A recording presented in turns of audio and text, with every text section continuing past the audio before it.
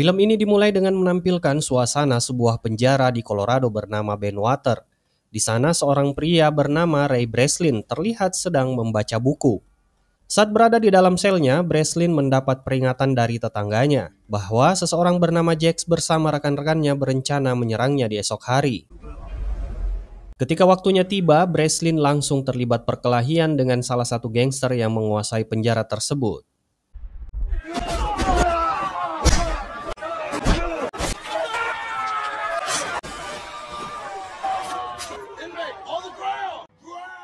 Akibat aksinya, ia terpaksa dimasukkan ke dalam ruang isolasi. Saat berada di sana, Breslin tidak tinggal diam. Ia terus mengamati setiap sudut ruangan yang dilewatinya.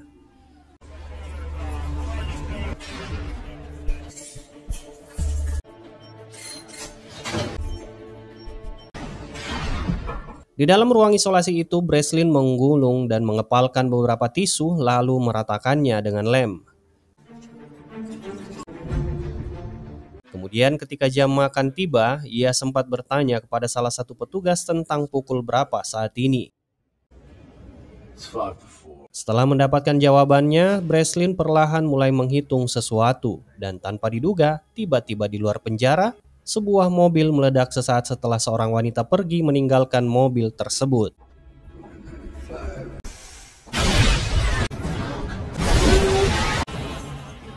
Seketika para penjaga pun dengan cepat menutup setiap akses pintu penjara. Namun sepertinya upaya mereka sia-sia, sebab Breslin berhasil melarikan diri setelah ia menyamar sebagai salah satu anggota pemadam kebakaran dan dengan cerdik menyelinap keluar. Sesampainya di luar, ia dijemput oleh rekan-rekannya, termasuk wanita yang sebelumnya meledakkan mobil.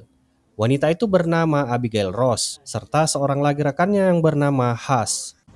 Nice, right? Beberapa saat kemudian, setelah berhasil meloloskan diri, Breslin diturunkan di pinggir jalan untuk menelpon seseorang. Namun tak lama kemudian, ia ditangkap kembali dan dibawa ke penjara bersama seorang pria bernama Lester Clark.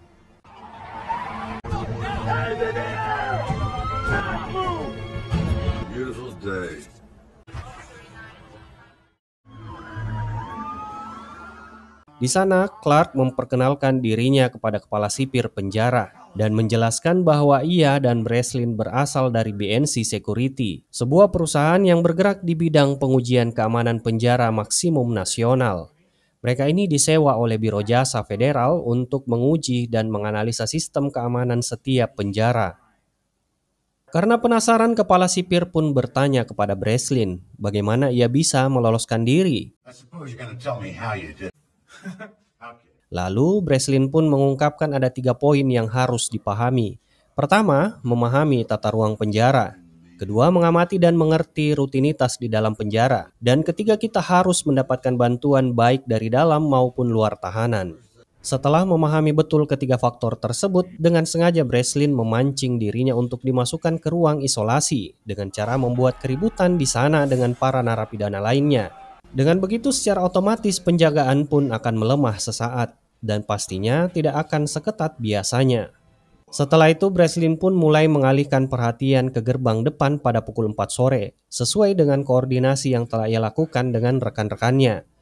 Sebelum Breslin melanjutkan penjelasannya, kepala sipir kembali bertanya bagaimana ia bisa mendapatkan kode keamanan penjara. Breslin lalu menjawab, "Kau punya susu coklat yang sangat enak." Nah, di dalam kotak susu tersebut terdapat plastik transparan yang ia gunakan untuk merekam sidik jari dan melihat refleksi angka saat penjaga memasukkan 4 kode keamanan yang akan penjaga masukkan untuk mengeluarkannya.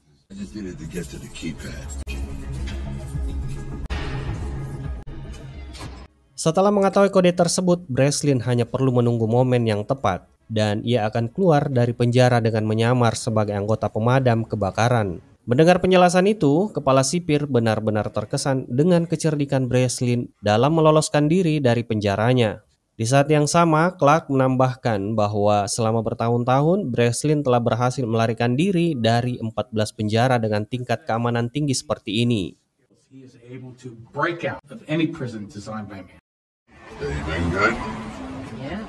Akhirnya tugas Breslin selesai dan ia pun segera kembali ke kantornya. Tak lama setelah tiba di ruangannya, Rose memberitahunya bahwa akan ada rapat dengan salah satu klien. Saat memasuki ruangan rapat, Breslin bertemu dengan seorang wanita bernama Jessica Miller. Jessica tampak sangat kagum dengan pekerjaan yang telah dilakukan Breslin, termasuk buku-buku yang pernah ia tulis tentang sistem keamanan penjara. Jessica kemudian melanjutkan pembicaraan dengan mengungkapkan keinginannya untuk menyewa Breslin guna menguji sebuah penjara yang diklaim memiliki sistem keamanan sempurna, begitu ketat hingga tidak ada satu orang pun yang bisa melarikan diri. Lebih menarik lagi, lokasi penjara tersebut sama sekali tidak diketahui. Sebagai imbalannya, Jessica menawarkan bayaran 2 kali lipat dari biasanya. Mendengar tawaran tersebut, Clark selaku CEO BNC Security dengan cepat menyetujuinya. Sebab menurutnya ini adalah peluang bisnis yang cukup menguntungkan.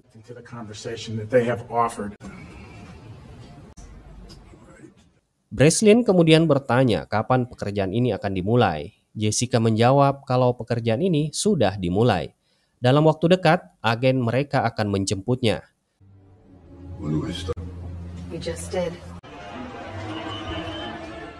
Menyadari hal itu, Breslin segera bersiap-siap dengan menyiapkan protokol keamanan perusahaan sebelum memulai misinya. Seperti yang diketahui kalau Breslin akan menggunakan identitas samaran sebagai Anthony Portos, seorang pria asal Madrid yang besar di Amerika. Setelah semua persiapan selesai, termasuk pemasangan chip pelacak di tubuhnya, ia pun bergegas menuju tepi jalan untuk dijemput oleh agen mereka.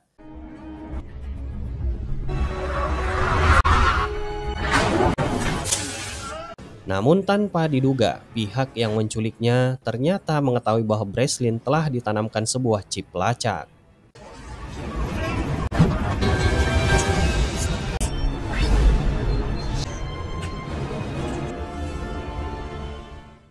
Beberapa saat kemudian ketika Breslin siuman, ia mendapati kalau dirinya sudah berada di sebuah penjara yang belum pernah ia lihat sebelumnya. Untuk itu, ketika dalam kondisi seperti ini, yang Breslin lakukan adalah menganalisa tata ruang penjara untuk memahami lingkungan sekitarnya. Tak lama kemudian, Breslin dibawa ke sebuah ruangan untuk diperiksa. Nah, di ruangan itu, Breslin disambut oleh seorang yang bernama William Hobbes. Ia adalah direktur sekaligus arsitek dari penjara tersebut. Dengan penuh percaya diri, Hobbes menjelaskan bahwa penjara ini adalah fasilitas dengan keamanan tingkat tinggi yang berskala internasional. Setelah pertemuan singkat itu, Breslin kemudian dikembalikan ke selnya. Di saat yang sama, di mana para narapidana di Blok A terlihat berkumpul di area umum. Saat Breslin sedang mengamati sekelilingnya, beberapa pria mendekatinya dan mengejeknya sebagai ikan segar. Tak ingin tinggal diam, Breslin melayangkan satu pukulan yang bersamaan seorang pria yang muncul dan meminta semua orang berhenti. Di waktu yang sama, pria tersebut memperkenalkan dirinya dan mengajak Breslin untuk berteman dengannya.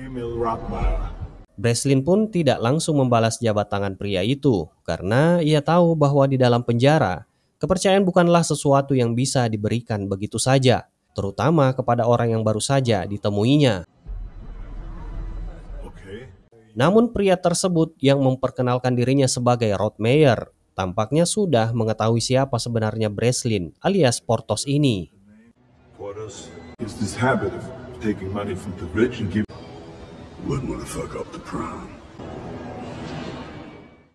Berselang beberapa hari berlalu, Breslin mulai terlihat lebih dekat dengan Rod Meyer. Namun di sisi lain, Rod Meyer merasa heran dengan kebiasaan Breslin yang selalu memperhatikan setiap sudut ruangan dengan cermat.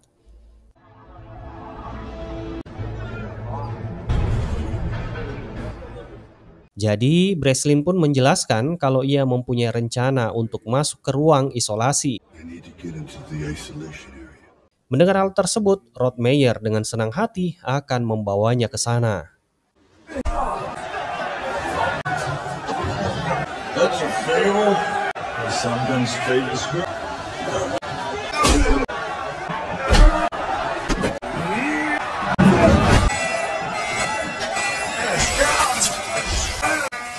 Di ruang isolasi itu, Breslin benar-benar mengalami siksaan berat. Ia disorot dengan lampu ekstra pencahayaan yang sangat tinggi, yang membuatnya tersiksa secara fisik dan mental. Namun meskipun begitu, Breslin tetap berpikir jernih agar bisa menemukan petunjuk di dalam sana. Setelah dianggap cukup menerima hukuman, Breslin akhirnya dikeluarkan dari ruang isolasi. Saat dalam perjalanan kembali ke sel, ia dihampiri oleh Rothmeyer yang penasaran dengan apa yang telah Breslin temukan di sana. Namun, Breslin terdiam sejenak lalu mengatakan bahwa ia membutuhkan sepotong logam. Breslin menegaskan jika Roth bisa membawakannya logam, maka ia akan mengeluarkannya dari penjara itu. Rothmeyer pun setuju. Ia lalu mengatakan ke penjaga agar bisa dipertemukan dengan Hobbes segera. Di saat Rothmeyer bertemu dengan Hobbes, Hobbes pun memberinya waktu 10 detik untuk berbicara. Rothmeyer kemudian meminta kertas dan pulpen untuk menggambar sesuatu.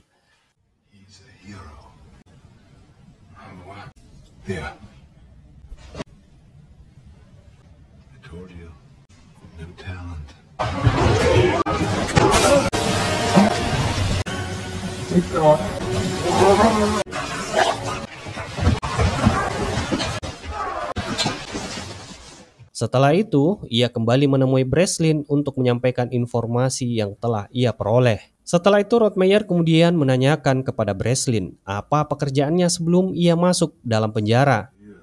Breslin pun menjelaskan bahwa selama hidupnya, ia bekerja untuk membobol penjara untuk mengetahui seberapa kuat sistem keamanannya.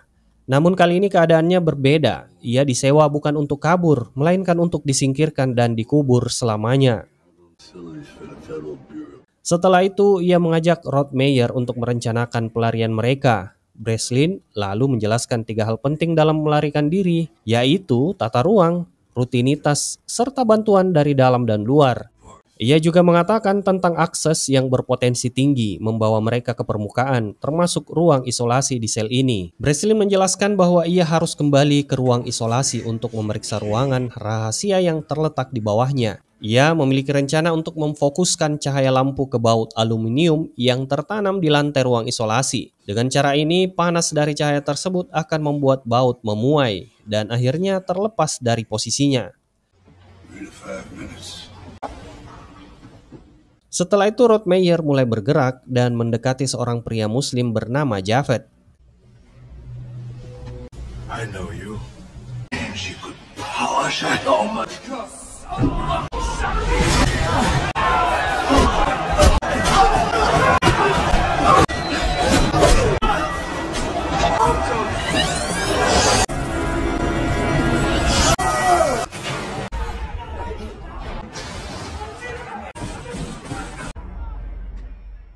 Saat mereka berada di ruang isolasi, Rothmeyer bertugas mengalihkan fokus kamera dengan terus berbicara. Sementara Breslin berusaha membuka baut aluminium tersebut.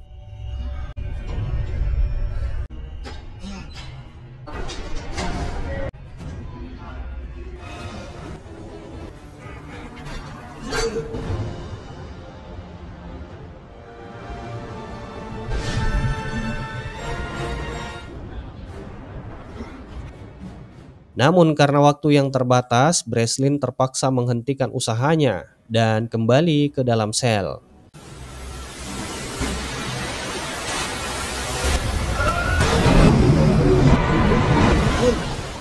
Tak lama setelah itu terjadi kebanjiran di area sistem, menyebabkan air naik ke permukaan. Untung saja saat kejadian itu Breslin kembali tepat waktu di ruang isolasi dan ia langsung dievakuasi keluar dari sana.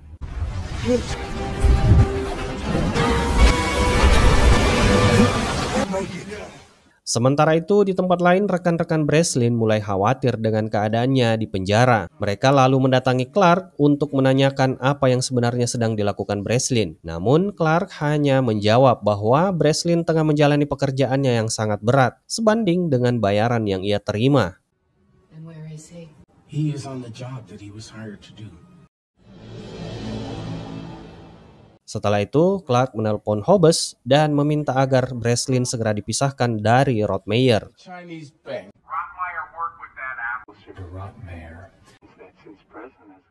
Setiap kali Breslin tertidur, mereka membangunkannya dan menyiksanya tanpa henti setiap hari.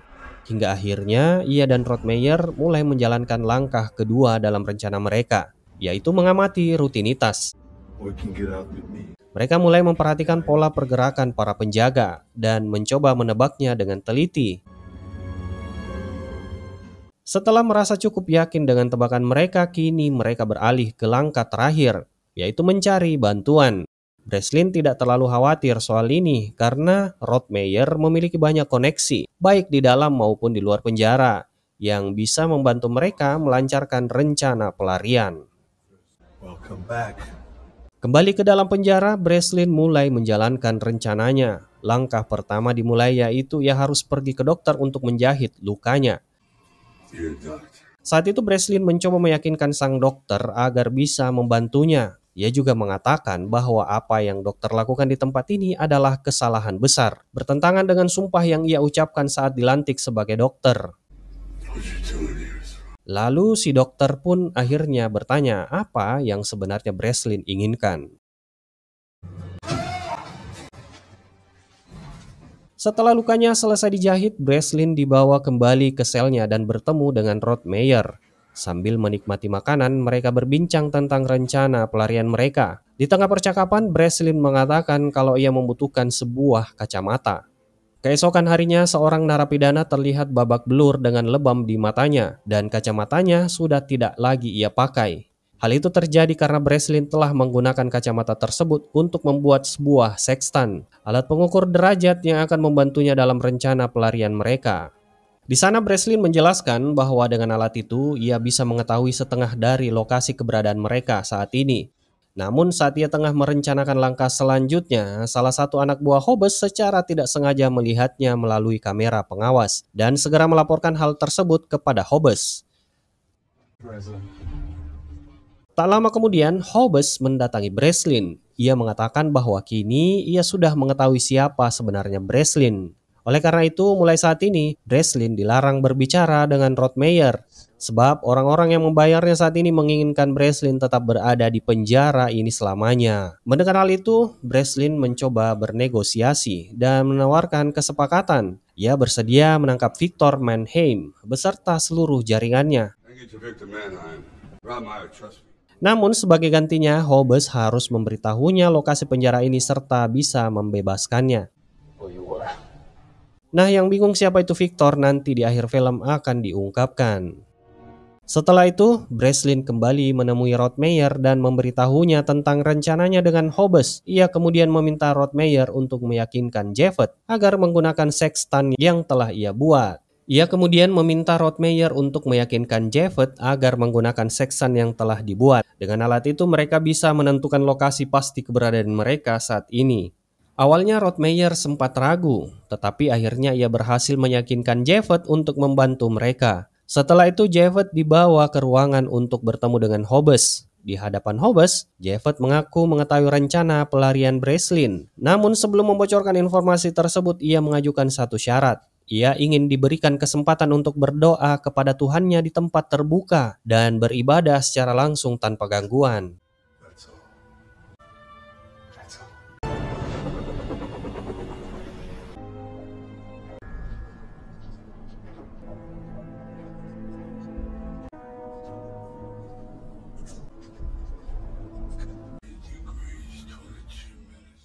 Breslin menghabiskan waktu cukup lama untuk mengukur dengan sextant. Ia memperhitungkan garis bujur, arah angin, kondisi cuaca, serta pergerakan air.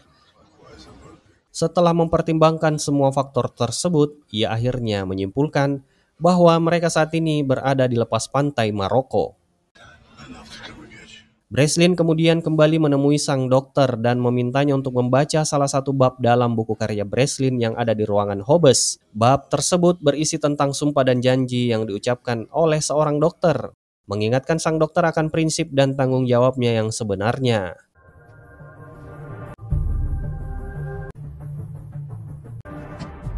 Setelah membaca bab tersebut, sang dokter tampak terpengaruh dan langsung memerintahkan para penjaga untuk membawa Breslin ke kliniknya. Di sana si dokter kembali bertanya apa yang dibutuhkan Breslin.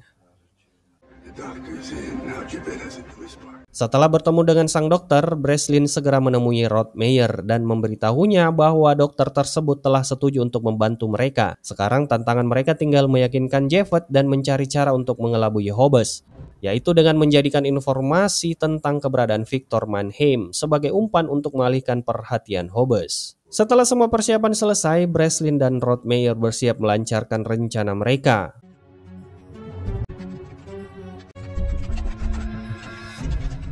Namun tiba-tiba situasi berubah. Hobbes menemukan rekaman CCTV yang memperlihatkan Breslin berbicara dengan seorang narapidana di sel C.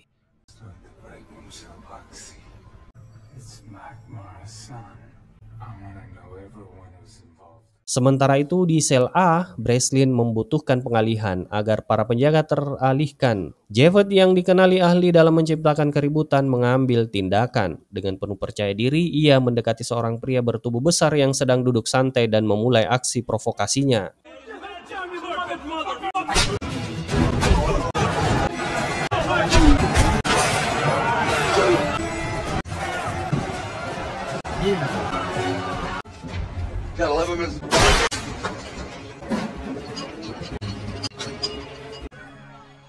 Ternyata pergerakan mereka terdeteksi setelah anak buah Hobbes melihat rekaman CCTV yang merekam aktivitas mereka. Tidak hanya itu, sistem pelacak yang terpasang juga memungkinkan mereka memonitor setiap gerakan Breslin dan kawan-kawan secara real time. Hobbes segera memerintahkan anak buahnya untuk menghentikan mereka dengan cara apapun. Namun tepat saat Breslin dan Rod Meyer hampir berhasil lolos, Javed tertembak di perutnya yang kemungkinan membuat semua rencana bisa gagal. Meski terluka parah, Javed tidak menyerah. Ia justru mendesak Breslin dan Rod Meyer untuk segera pergi tanpa dirinya. Dengan sisa tenaganya, ia hanya meminta sebuah senjata.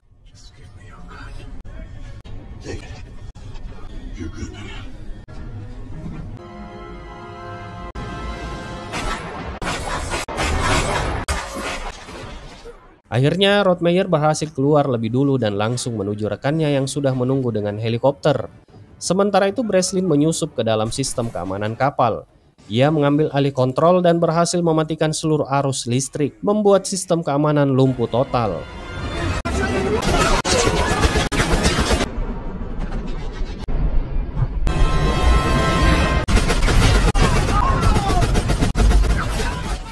Setelah itu, Breslin menuju sebuah tangki dan menunggu saat yang tepat untuk melarikan diri. Ketika Hobbes mengetahui keberadaan Breslin di dalam tangki, ia tiba-tiba menyadari sesuatu. Sistem otomatis tangki akan membuang air ke laut jika terjadi kebocoran.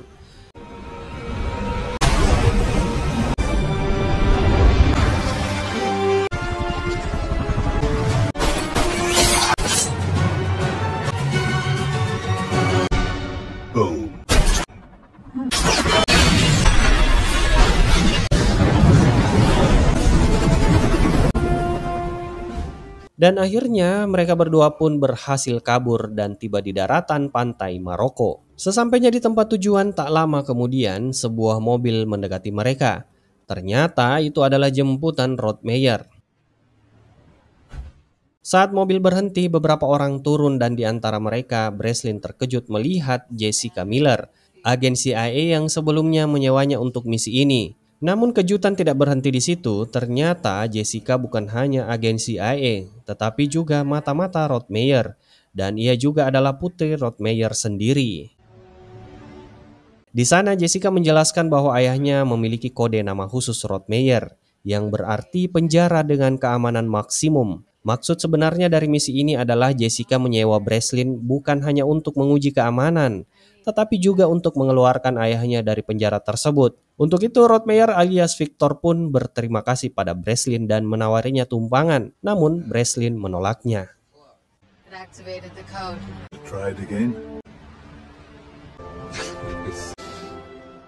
Beberapa saat kemudian, Breslin kembali ke perusahaannya. Di sana, rekan-rekannya memberitahunya bahwa Clark ternyata menerima tawaran untuk menjadi CEO di sebuah perusahaan bernama The Tom. Itulah alasan mengapa ia membiarkan Breslin masuk ke dalam penjara tersebut. Semuanya sudah direncanakan demi kepentingan pribadinya. Namun meskipun begitu, rekan-rekan Breslin mempunyai taktik akan membalaskan dendamnya. Beberapa waktu kemudian di Miami, Clark terlihat berpakaian rapi dan bersiap pergi ke suatu tempat. Saat ia masuk ke mobilnya, tanpa ia sadari, Hush sudah menunggu di dalam dan langsung membius Clark. Dan dengan begitu film pun selesai.